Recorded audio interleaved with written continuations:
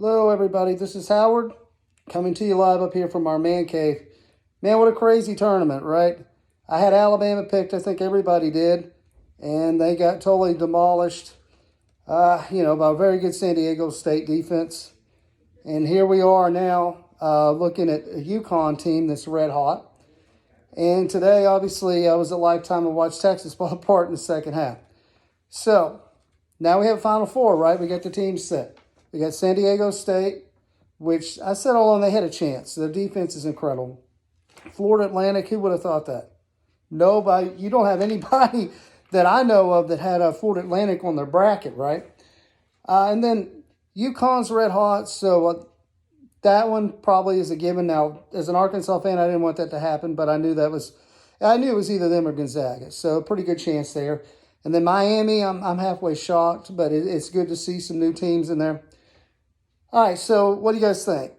Now, obviously, I'm thinking it's going to be UConn, but let's walk through the games. San Diego State, defense is incredible. You're talking about 62.7, so 63 points a game is what they're limiting their opponents to. And then you got Matt Bradley, pretty good score. He's about 13 a game. And Terrell, I believe is the other guard. He's about 10 a game. And then they've got some other guys. Johnson inside is pretty good. I think the other guy's leader at forward. So overall, I like San Diego State to win that game and to advance to one side of the championship game. Now, UConn. UConn is red hot. Sonogo he's a stud. 6'9", maybe close to 6'10". He's a stud inside, about 8 rebounds a game. I think he's about 17.2 points. And then Hawkins is, he's the Batman-Robin combo there.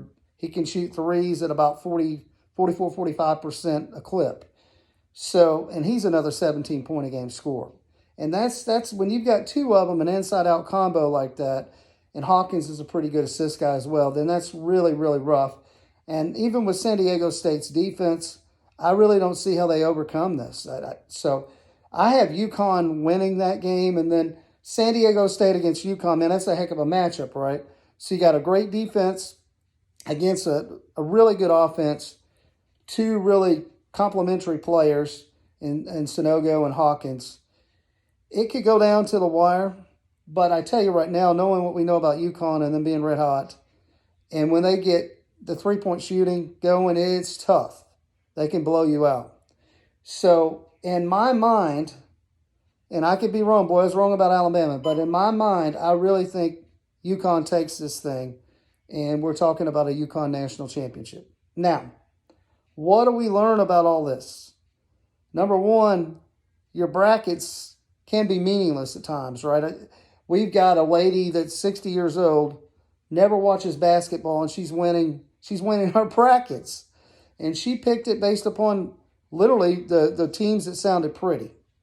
And she's going to win it all. So I'm being honest with you. I'm sitting here, I read rosters, and I was doing ratio analysis and trending and who's hot, who's not. And I'm sitting here in 7th, 8th place, whatever I am now.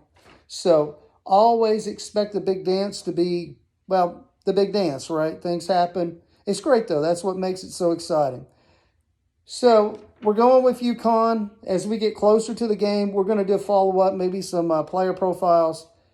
But, you guys, this has been a blast. I would never have thought, this many upsets.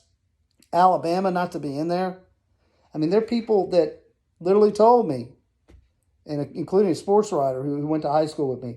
He said, Howard, it's one of the most talented teams, Alabama, on paper, since the UNLV team with Johnson and Ogden. Literally told me that. You got, 6'9", 6'10 guys. They can shoot threes. They have length. They can play defense. And he literally told me he did not think anybody would get close. And what happened? San Diego State shut them down. So a lot to learn, a lot of fun. And then we got to think, too, on that NIL. I mean, just from an Arkansas fan and the standpoint there, the NIL has totally changed things, right? It used to be high school recruiting. And now, as we got near the last week or so, we were focusing on the tournament. But if you look at the chat boards were as much focusing on who's in the portal, right? Who's in the portal. And that's really the name of the game. The recruiting never ends. But with the NIL, if you can bring in some of these big names, especially if they got a year or two of eligibility left, then you can go from, 16, 17 wins to 28, 29 wins in a stage of 1 year. Now, obviously, you got to get all those guys to jail, but that can't happen.